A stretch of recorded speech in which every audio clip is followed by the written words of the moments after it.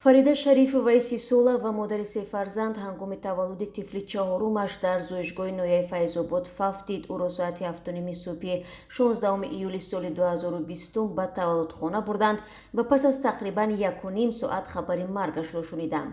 пайвандони Фарида мегӯянд, вай бо хатои пизишкон ҷон бохт, чун ҳангоми шустани маит дар баданаш изи сӯзандору мушоҳида шудаву аз гӯшу даҳону бинияш хун метаровид.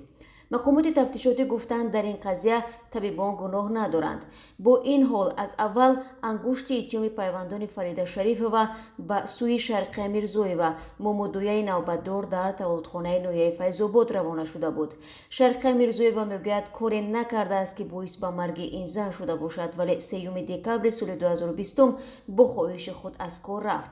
дар як номаи Вазорати тандурустии Тоҷикистон низ гуфта шудааст, ки ӯро бар асоси аризааш аз кор озод карданд. пайвандони Фарида Шарифова мегӯянд, истеъфои Шарқия Мирзоева пас аз 5 моҳи марги духтарашон онҳоро қонеъ кард ва аз идомаи додхоҳӣ даст кашиданд.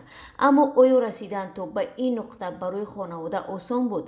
Зубайда Шарифова, амаи Фарида Шарифова, мегӯяд, аз достони марги бародарзодааш хурду бузурги ноҳияи Файзобод огоҳ аст. хабари марги ӯ дар таваллудхона бо суръати барқ дар ноҳия паҳн шуд ва ба саҳифаи расонаҳо ҳам роҳ ёфт. ҷасади Фарида Шарифоваро рӯзи 16 июли соли гузашта бидуни ташхис ва бо шитоб ҳамроҳи тифли 9 моҳааш дафн карданд, аммо шубҳаҳо дар мавриди марги вай бо гузашти ҳар рӯз меафзуд.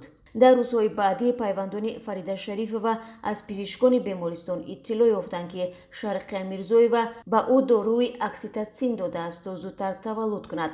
тасдиқи расмии ин иддао вуҷуд надорад.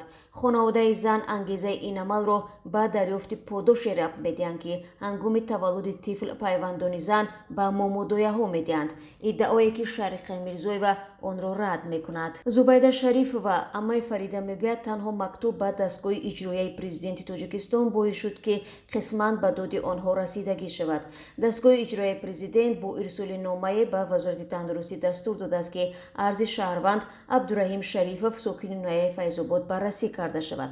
Вазорати тандурустӣ ва ҳамин тавр беморхонаи марказии ноҳияи Файзобод дар асоси номаи дастгоҳ Шарқия Мирзоеваро водор карданд, то аризаи аз кор рафтанро нависад. хонаводаи Фарида Шарифова мегӯянд, аз кор рафтани Шарқия Мирзоева чизеро иваз намекунад, вале баёнгари хатокории ӯ дар ин қазия аст, чизе ки Шарқия Мирзоева намепазирад.